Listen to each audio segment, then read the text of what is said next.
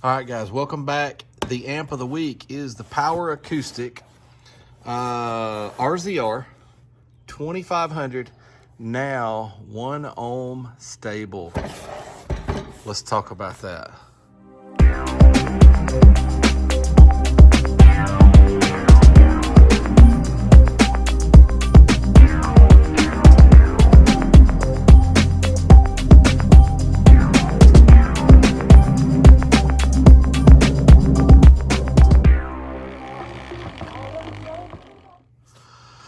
All right, y'all let me know.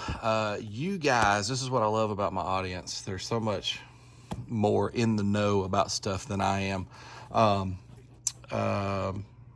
But you guys let me know, what's the difference between this amp and the previous version, or between this amp and the 2300? I know, here's my limited experience with this amp, or the 2300 anyhow. Buddy of mine at work had two Scar 12s. They're a lot like the two that I have in the video all the time. And he had the 2300 version of this, which would only go to 2 ohms. And he wasn't sure why his amp kept going into protect. And I asked him about his subs and how many ohms they were and all that. And if I remember right, he wasn't sure at first. But I felt like when he told me what subs they were, I said, dude, you're probably wired at 1 ohm, and that's a 2 ohm amp. So he wound up coming over on a Saturday, and me and my son checked it out for him. Sure enough, that is what was going on. And he wanted to push those subs even harder than he was. So my son wound up selling him the, kind of early on in the channel, we did the audio pipe 1500. Yeah, that's right. The monoblock 1500 audio pipe. That is a 1 ohm amp. We put it in there for him, and wow, those subs really came to life on that audio pipe amp. So we was pushing, about double the power to him. And we metered his Tahoe that day, and he did a 142.5, I believe is what his score was, 142.5. That Tahoe sounded good. And as far as I know, that was a couple of years ago, or almost a couple of years ago. And he, I believe he still has that same setup. Been very happy with it. Anyhow, been seeing this amp at Walmart now for a little while, and noticed that it's 1 ohm stable, and that it was a 2500 instead of a 2300. So I decided to go ahead and pick it up. This amp was $99.87 plus tax. Now, I had some other things on my ticket, as you can imagine, at Walmart, and so I don't know exactly how much it was with tax, but it was somewhere in the ballpark of 108, something like that. But let's get this thing out of the box. But what I'd like for you guys to do is let me know, what's the difference between this amp and the previous version. I know they changed the box. These boxes look a lot nicer. The old box had like a light orange on most of the box, orange with quite a bit of white. So I know the box has changed recently, even though maybe the amp has been the same for a little while, but also the amp has changed. So y'all let me know what you know about the differences in these versions here. Just letting you guys see what's on the box. I have not taken this out of the box yet. Y'all are fixing to see it with me for the first time. It's on the back. Okay, here's some goodies on the back. 450 by 1 at 4, 650 at 2, and 900 at 1. If I remember right, I never did Dyno the 2300. If I remember right, Big D, go subscribe to Big D if you haven't already, by the way. Williston Audio Labs, he is, he's got the best amp dyno channel out there. I'm still a huge fan of Big D. I watch all of his stuff. So anyhow, it seems like that 2300 did about 700 watts, I believe. Y'all let me know what you know about that. I want to say that thing was about 700 watts. So, and then they give us a 2500 max. So it'd be cool if these other ratings at least were correct, or maybe a little underrated. That would be kind of cool. Of course, they got our favorite on there with the the big max rating. What do we have over here? Designed and engineered in USA, made in Korea. How about that? Okay, it's got a remote, you know, a bass knob. Let's get this thing out of the box. Got some cardboard. All right, owner's manual. I'll check that out. High level inputs. And I tell you, these amps, I remember this about that one that my buddy had. They're smaller than you think they're gonna be. Yeah, that's a little guy. All right, some screws. There's the bass knob. It looks plastic. And the cable, and that is all that's in that box. So, let's get to that amp. That's what you guys want to see. Gosh, this is a small amp. They always, I don't know, this version of this amp is, if this thing does around 1,000 watts, that would be pretty cool. And a pretty small amp for 1,000 watts. That flat brushed looks super cool. I mean, I like the brushed look anyway, but that one is like a super flat brushed, pretty slick looking. Seems like that other one was just black. I don't remember. It's been a couple of years. Speaking of, guys, it's June of 24. I'm right at 2 years that I've been posting like weekly, you know, roughly weekly videos. I had the channel a little bit longer than that, but I didn't do anything with it. I posted 1 or 2 tiny little goofy videos and never did anything. But June of 22 was when I really took off with the channel. That was when I built this test bench and decided to, you know, see where I could go with the channel. But honestly, guys, it was for fun is when I started it. But we're at the 2-month mark because it was June of that year, and we are back around to June. So it was also around that time that my buddy came over, I think a little bit after that. But here's what we've got on this end. Okay, so we got these caps. I think these end caps come off. What do we have in here? Kind of hard to see. The speaker outs right there look like 8 gauge. It also looks like those speaker ends. I mean, I'm sorry, power ground remote end looks like, that's not 4 gauge. That looks like 8 or 6, something like that. But 2 30 amp fuses. I don't think that other one had, I think it had, wait a minute, what size is that? Guys, that is 50 amp fuses. Y'all saw that before I realized it. That other amp did not have 2 50 amp fuses. I think it had 2 25 amp fuses. So this might put out quite a bit more power than the 2300. I don't know. We're definitely going to find that out. So your high level inputs, low level inputs. I don't like these caps already, by the way, guys. Look how much that's in the way. And I don't think they look that great. I don't know that. I don't know. So anyhow, this is so hard to see. I should probably take them off. But we've got our gain in there, 6 volts to 0.2. We have a subsonic filter. That's pretty cool.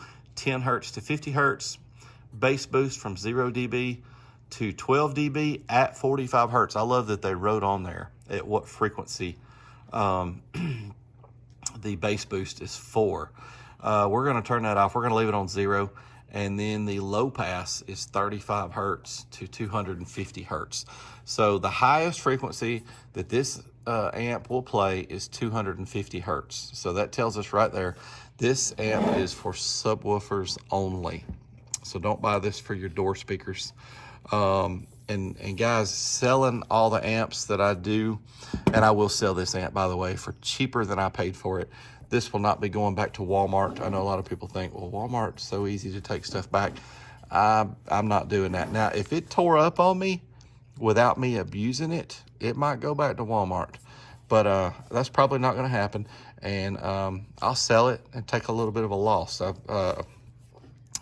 not going to be shady like that. But here's one thing that I'm perplexed about. if this thing has two 50 amp fuses, why does it only have what looks to me like 8 gauge power and ground? That's kind of small in my opinion. If this thing does about 1,000 watts, this thing should have 4 gauge inputs. So I have been rambling for a while now, and I am going to take the back plate off of this. I know it's going to mess up that sticker. Looks like there's no way around messing up that sticker, but I don't care. I'm going to want to see what this gut shot looks like in this thing, because with those fuses in there, 50 amp fuses, it's really got my interest up about this amp even more. So let's get this thing wired up. All right, I've got to show y'all this real quick. I got my reducers out. I've got all these screws backed out. Come on, there we go. All right, I got these backed out. They're about to fall out, but I didn't want them to be protruding in there at all. This is my 4 gauge. It is not even close to going in any of these. So, like, it goes in the black part right there, the little protective part, but it's not even close. And then here's my 8 gauge. This is a 4 to 8. That is like a really snug fit. I could probably push that in there, but this is an 8 gauge. Check this out though. The remote in the middle slides right on in. That remote is slightly bigger, but the two here, the power and the ground, that is super snug. Again, I could probably force it in there. And then same thing over here with the speaker. The speakers are the same size as the remote, which is slightly larger than these. But I mean, these are all 8 gauge, but still just thought that was odd and just wanted to show you guys that for sure is not 4 and not even 6. These are 8 gauge terminals. All right, let's finish hooking it up. Oh, also I did take the caps off. You don't have to take the entire cap off. They do have some little screws on the bottom that go all the way up through there on both ends that allows you to take the top half of that cap off. So that's pretty good. Anyhow, let's finish wiring it up. All right, guys and gals, this first run is going to be 4 ohms. All of these runs will be at 40 hertz since this amp is made for subwoofers. And the ratings in the manual are the same as on the box. So that 450, 650, and 900. So this run right here, 4 ohms, rated 450 watts. We're starting off at 14.8 volts, and we're going to capture the current. Let's see what she does. Looking for 450. Uh-oh. Not quite.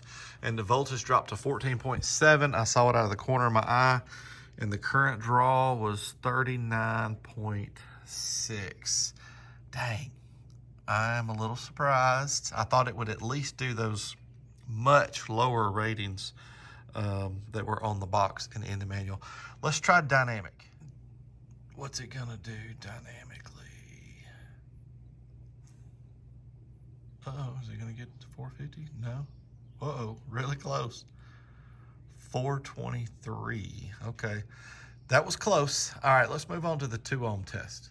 Rated 650. Let's see what she does. 2 ohms, rated 650. Oh, all right. 672, the voltage dropped to 14.7 again, and the current draw, got a bad angle there, 74.6. Okay, that's cool to see. Some decent power already, guys, and this is a tiny little amp. All right, let's do dynamic at 2 ohms. What's it gonna do? Oh, wow. 766. Guys, that's pretty good. That is pretty good. Wow. All right. I've really got my interest up now for this 1 ohm test. And the reason that they got 2 50 amp fuses in this amplifier. Let's do the 1 ohm.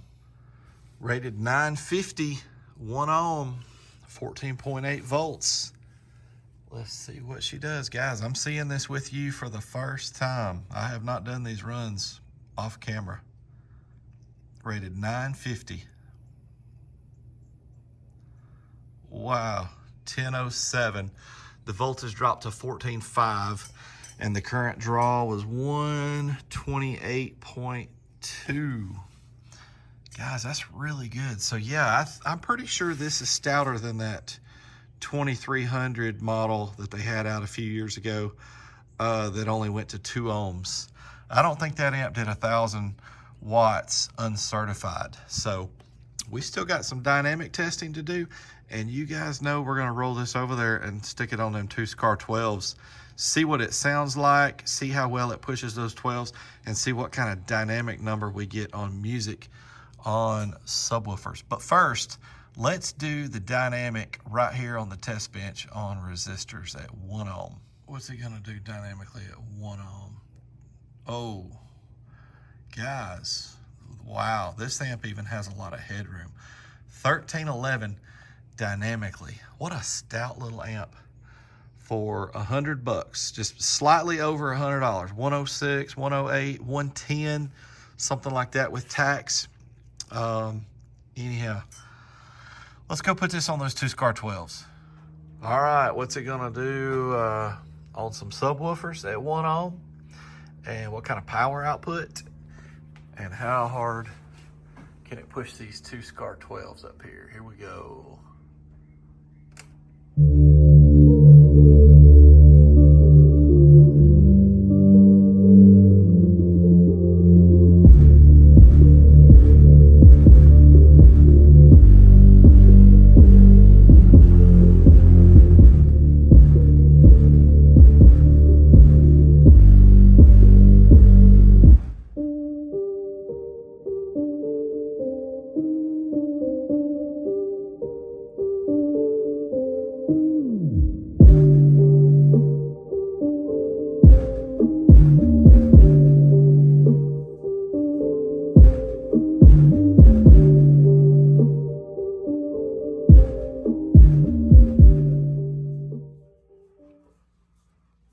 Wow. All right, guys. If you can supply this amp with some really stout electrical, you could get that kind of wattage in your vehicle dynamically on your subwoofers. So I am pretty impressed with this little amp. You know, it performed really well. All the testing went great. No issues at all. It never went into protect. It's room temperature. And I want to see the gut shot of this. It bothers me a little bit to take the back plate off of this one and mess up that sticker for somebody. But I feel like we've got to see the gut shot. It's got to be a full bridge, right? You guys tell me. I'm thinking 1,000 watts out of an amp this little. We've got to be looking at a full bridge. So this amp puts out good power for the money. It's a $100 amp. I'm impressed. I really am. But let's get the back plate off of it. All right, guys, here we go. It's the gut shot. 3, 2, 1. All right, so I'm saying this is definitely a full bridge. I've seen a lot of these little full bridges now that are all so small and narrow in there. Look at the size of the capacitors. There's some of that dynamic headroom right there. I looked at these off camera and they are 80 volt, 4,700 microfarad, 85 degrees Celsius for both of them. But I'll tell you, that makes this amp extra impressive that it did those 1 ohm resistive tests like it did, with it being a full bridge. So one thing about this amp though, no clip light. No clip light on the amp, no clip light on the bass knob. That's extra rare for a full bridge design. But let me try to get y'all, gosh, I know that the angles here are bad. They've got a piece of plastic right here. Anyhow, that's what you get inside there. I should have got y'all some better lighting for this gut shot. But Guys, you know there's only one thing left to do. All right, guys, y'all know we found us another amp here that did more than times 10 on its fusing. I was already impressed that this little thing had two 50 amp fuses, but the fact that it exceeded times 10, y'all know that we don't see that very often. It's almost never. I've only had I don't know, 3 or 4 amps. I don't know exactly how many have done times 10 on their fusing, but this one did. Guys, thank you so much for watching. Thanks for the support. Keep coming with the comments and the likes and all the stuff, and I will see you guys next Sunday morning.